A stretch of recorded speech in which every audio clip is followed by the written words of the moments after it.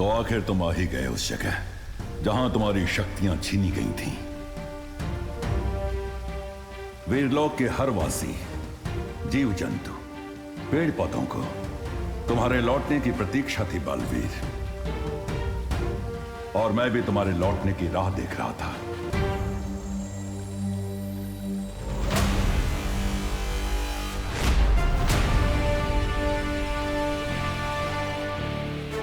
वीरलोक में वापस लौटकर मुझे भी बहुत अच्छा लग रहा है शौर्य,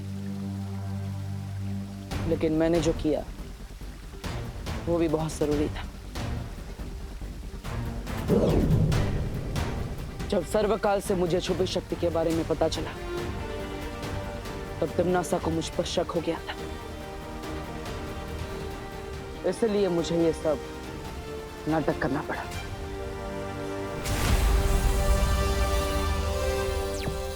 शौर्य, मैं आपसे बात करना चाहता हूँ अभी। छुपी शक्ति? मुझे ऐसी किसी शक्ति के बारे में जानकारी नहीं है। कोई बात नहीं शौर्य, मैं उस छुपी शक्ति के बारे में पता लगा लूंगा, लेकिन अभी तिम्नासा को मुझ पर शक हो गया है, इसलिए वो मुझे रोकने की जरूर कोशिश करेगी। इसलिए हमें कुछ ऐसा करना होगा जिससे तिम्नासा का मुझ पर से ध्यान हट जाए। लेकिन ये कैसे संभव है? मुश्किल सही, मगर एक योजना है मेरे पास, और उसके बाद ही हमने सर्वकाल पर हमले का नाटक किया। मेरी इस प्राण ऊर्जा से अगर तुम सर्वकाल पर हमला करोगे तो वो नष्ट हो जाएगा, लेकिन ऐसा करने के लिए तुम्हें खुद सर्वकाल के पास जाकर इस प्राण ऊर्जा का धमाका करना होगा। तिम्नासा को तेल के दाने जितना भी शक ना हो, इसके लिए हमने परियों और विवान तक को सच नहीं बताया। इसलिए मैं ये निर्णय लेता हूँ कि धरती वासियों की रक्षा की जिम्मेदारी आज से बालवीर नहीं बल्कि उसका उत्तराधिकारी विवान करेगा, क्योंकि आज से और अभी से मैं बालवीर की सारी शक्तियां छीनता हूँ, और उसके बाद मैं देबू बन गया, वो देबू जिसके पास ना ही शक्तियां थी और ना ही याददाश्त। तो ठीक है ना बेटा? आपने मुझे बेटा क्यों बोला? आप मुझे जानती है? जब्दाली और तौबा तौबा के कानों में भी ये खबर हमने ही डाली ताकि वो लोग तिम्नासा को देबू के बारे में बताएं। बालवीर ने ना हम दोनों को पहचाने नहीं। हाँ, और कौन तिम्नासा बोल रहा था? कौन तिम्नासा? हाँ। लेकिन तिम्नासा भी कच्चे खिलाड़ी नहीं है। मेरी सच्चाई जानने के लिए उसने धरती पर परमाणु विस्फोटक लगा दिया, लेकिन मैंने भी अक्ल का कच्चा बनकर जानबूझ के तिम्नासा को उसी के जाल में फंसा दिया। प्लीज मुझे माफ कर दो। ये तो लगता है दीदी के पेपर्स हैं। डरपोक देबू का नाटक करते हुए मैंने उस परमाणु विस्फोटक का ट्रिगर भी चुरा लिया। अरे ये तो मेरा है, वो चूहे से भागते भागते मेरी जेब से गिर गया होगा। एक सेकंड दिखाइए, इस पे तो ट्रिगर लिखा है। हाँ, वो बंदूक में होता है वैसा ट्रिगर, या फिर जिससे बम को ऑन किया जा सकता है। लेकिन फिर भी सारी अड़चनों के बावजूद तिम्नासा ने वो परमाणु हथियार बना लिया, इसलिए मुझे खुद जाकर उस परमाणु हथियार के ट्रिगर का कनेक्शन तोड़ना पड़ा। एक सच को छुपाने के लिए ना जाने मुझे और आपको कितने झूठ बोलने पड़े, लेकिन फिर भी तिम्नासा और विवान को शक हो ही गया कि मेरी शक्तियां नहीं गई। और इसी शक को दूर करने के लिए तिम्नासा ने खुशी को अगवा कर लिया, और उसे बचाने के लिए तुम्हें एक नया रूप लेना पड़ा, नकाबपोश का।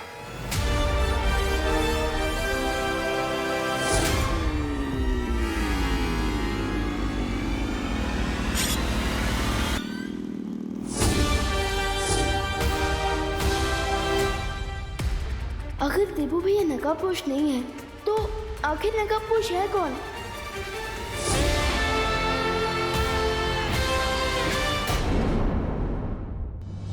अब जरा पता तो लगाओ कि ये वेपन किस मेटल से बना है।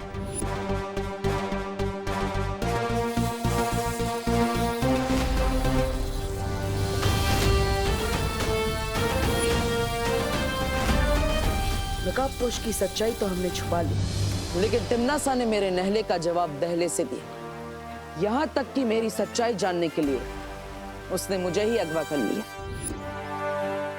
तुम ही बालवीर हो, तुम ही नकाबपोश हो। इसलिए कह रहा हूं तिम्नासा के आने से पहले मिला लो मुझसे हाथ। अब हाथ मिलाने के लिए हाथ तो खोलना पड़ेगा।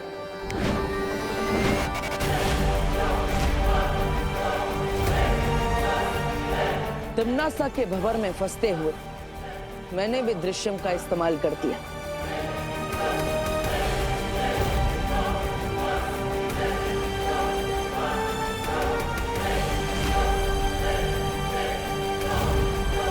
अपनी परछाई को तिम्नासा के पास भेजकर मैं नकाबपोश बन के विवान की मदद के लिए पहुंच गया।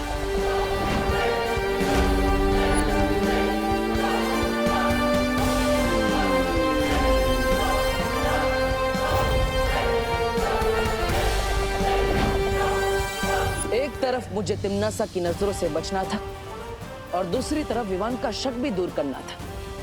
इसलिए देबू की परछाई को और नकाबपोश को मुझे अंत में एक करना पड़ा।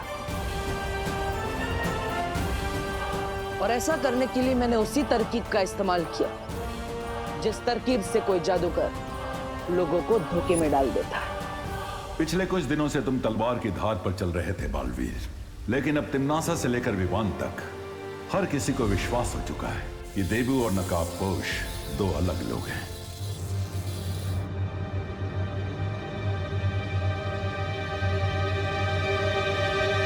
इस वेपन का मेटल तो सचमुच किसी दूसरे प्लेनेट से आया है, लेकिन अगर नकाबपोश धरती का रहने वाला है तो उसका ये हथियार किसी दूसरे लोग से कैसे हो सकता है?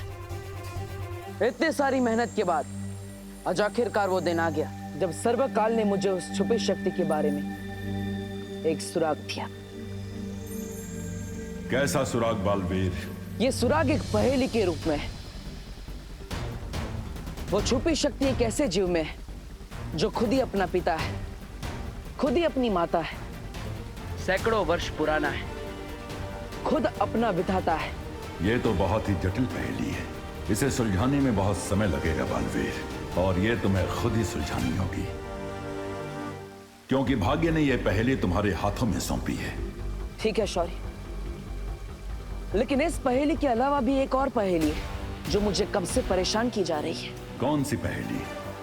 भारत नगर में कोई है जो मुझ पर नजर रखे हुए है, यहां तक कि उसने मेरे कमरे की भी तलाशी ली है। आपको क्या लगता है शौर्य, कौन हो सकता है ये जासूस?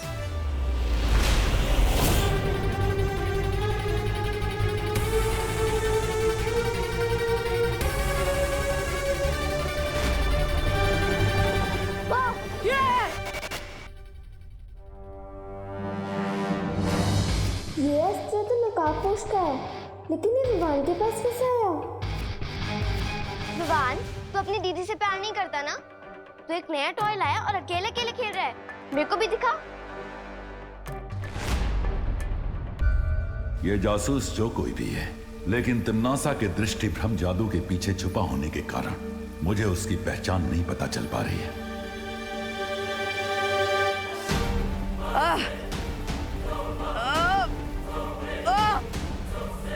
क्या हुआ बालवीर?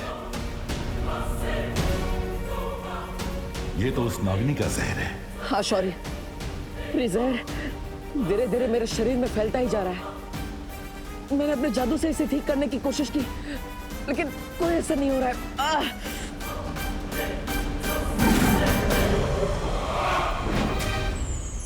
इन दिव्य जीवनी पौधों के पत्ते मसलकर तुम अभी अपने घाव पर लगा बालवीर।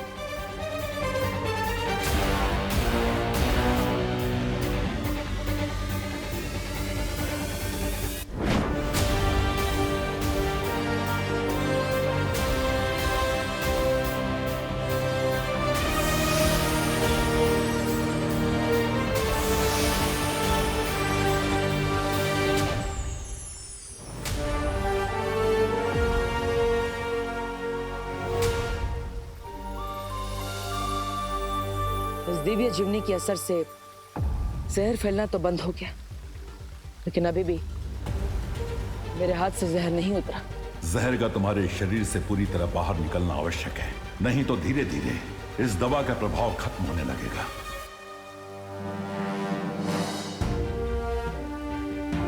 तो शौर्य, नागिनी के जहर को पूरी तरह से मेरे शरीर से कैसे निकाला जा सकता है? ये विष नागिनी के सर्प ने तुम्हारे शरीर में डाला है, इसलिए इस जहर को तुम्हारे शरीर से पूरी तरह वो ही निकाल सकती है। लेकिन नागिनी जहर को मेरे शरीर में से खुद क्यों निकालेगी? मुझे विश्वास है तुम कोई ना कोई उपाय निकाल लोगे बालवीर।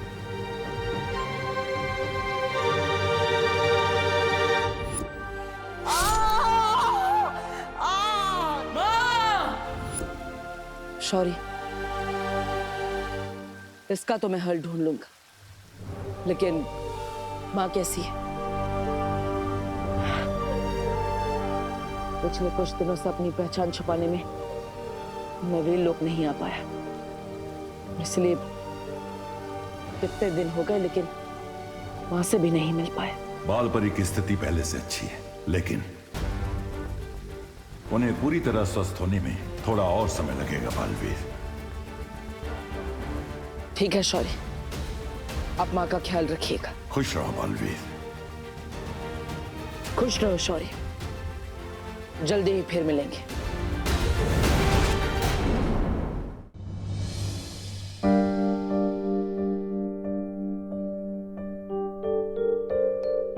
अगर इनके जैसी ममता और प्यार से भरी माँ संसार के हर बच्चे को मिल जाए तो इस संसार में तिम्नासा जैसी बुराई का कभी जन्म ही नहीं हो पाता। माँ, अरे देवू, तुम आ गए बेटा। दवाई लाए हो? हाँ, उससे फर्क हुआ कुछ? दिखाओ। माँ, डॉक्टर ने दवाई नहीं, संजीवनी बूटी दी है। ये देखो, हाथ में घाव तो क्या निशान भी नहीं बचा, एकदम साफ हो गया और दर्द भी नहीं हो रहा है। अब देखो ना माँ, स्किन एकदम चमक रही है ना? मम्मी, मम्मी मुझे बहुत भूख लगी है, जल्दी खाना लाइए ना। हाँ हाँ, ला रही हूँ।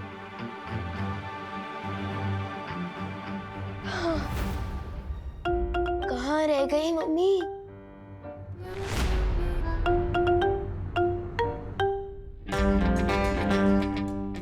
क्या हुआ भैया?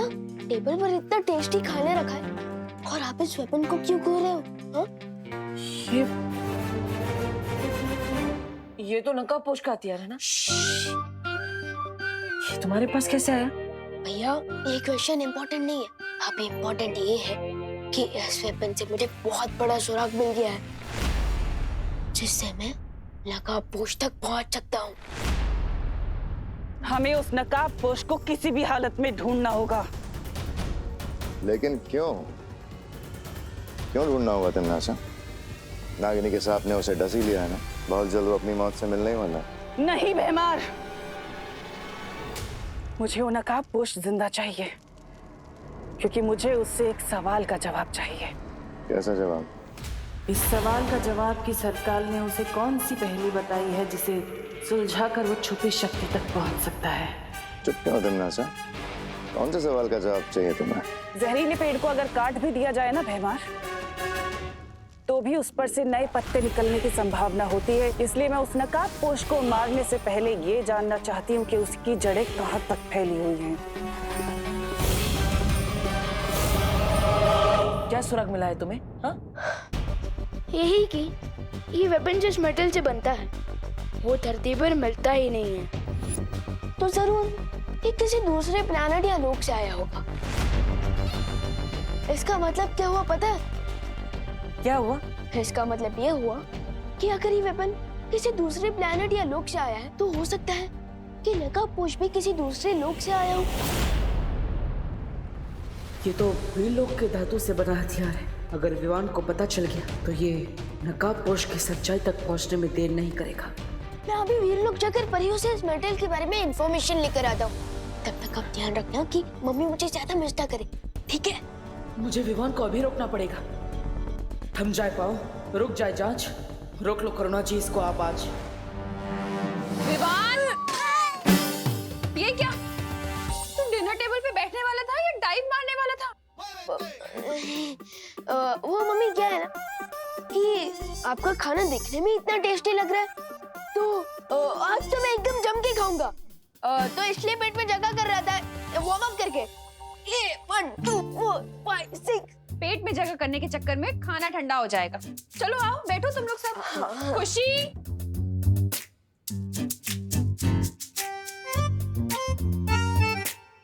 बात तो सही है, मटर पनीर का डिश ठंडा होने के बाद सैड सॉन्ग जैसा हो जाएगा।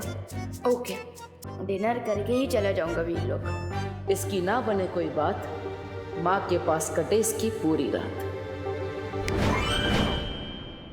वैसे विवान, मैं ये सोच रही हूँ कि तू और खुशी आज रात को मेरे साथ सोना, ताकि मैं तुम दोनों को लोरी गाकर सुनाऊं। क्यों? क्यों क्या? माँ हूँ तुम्हारी, तुम पर लाड नहीं जता सकती क्या? हाँ मम्मी, मुझे भी आपकी लोरी बहुत पसंद है। मम्मी के दिल में आज ही इतनी ममता बढ़ानी थी। आज तो तू वीर लोग नहीं जा पाएगा विवान।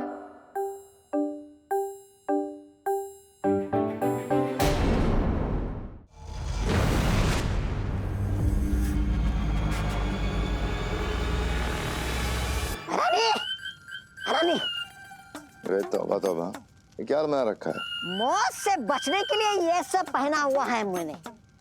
रानी, आपने मुझे इसे जोखिम भरे जगह पे क्यों भेजा? सीधा सीधा बताओ तौबा तौबा, क्या हुआ? वरना हाँ, बताता हूँ। हाँ, राजा, दरअसल बात यह है, आजकल धरती लोक पर एक खतरनाक विषाणु फैला हुआ है। इसका नाम है कोरोना विषाणु। धरती वाले उसे कोरोना वायरस बोलते हैं। भैरानी ने मुझे उस जगह भेजा था जहाँ से वो विषाणु और उसका इलाज मिल सके। ये बताओ तौबा तौबा कि तुम्हें उस जगह का पता चला या फिर ऐसे ही मूर्खों की तरह खाली हाथ लौट आए हो? आज जगह का तो पता चल गया भैरानी, लेकिन मैं क्या कह रहा हूँ, आप वहाँ मत जाइए, क्योंकि वहाँ जाना मतलब मौत से खेलना है। जाना तो पड़ेगा तौबा तौबा, क्योंकि विषाणु ही एक ऐसा जाल है जिसमें वो नकाबपोश फंस जाएगा।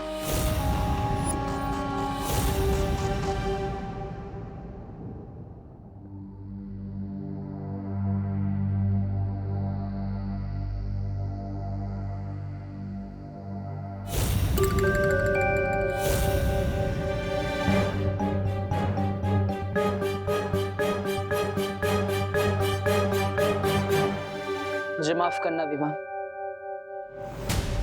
लेकिन उस छुपी शक्ति के बारे में मुझे अकेले ही पता लगाना पड़ेगा। अच्छी बात तो यह है कि सर्वकाल ने मुझे उस छुपी शक्ति के बारे में एक सुराग दे दिया है। बस एक बार वो छुपी शक्ति मुझे मिल जाए, फिर मैं तुम्हें सब सच सच बताऊंगा विवान। आखिर कौन सी हो सकती है वो चीज जो खुद ही अपना पिता है, जो खुद ही अपनी माता है, जो सदियों पुराना है, जो खुद अपना विधाता है।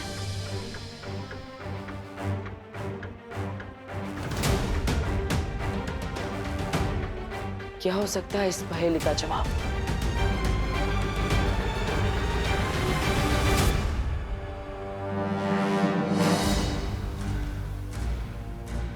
अरे खुशी, तुम?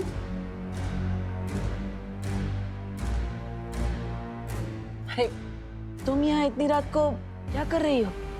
मैं यहाँ पानी पीने आई थी। लेकिन आप बताओ देबू भैया, आप यहाँ पे लिविंग रूम में इतनी रात को क्या कर रहे हो खेले? और ये क्या बड़बड़ा रहे थे आप? माता पिता सदियों पुराना। मैं तो बस वो, मुझे नींद नहीं आ रही थी, इसलिए मैंने भजन गाना शुरू कर दिया। वो मन को शांति मिलती है ना, इसलिए।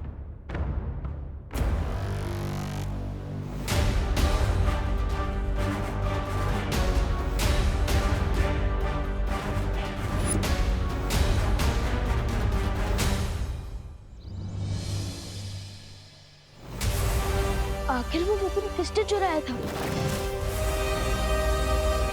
और क्यों?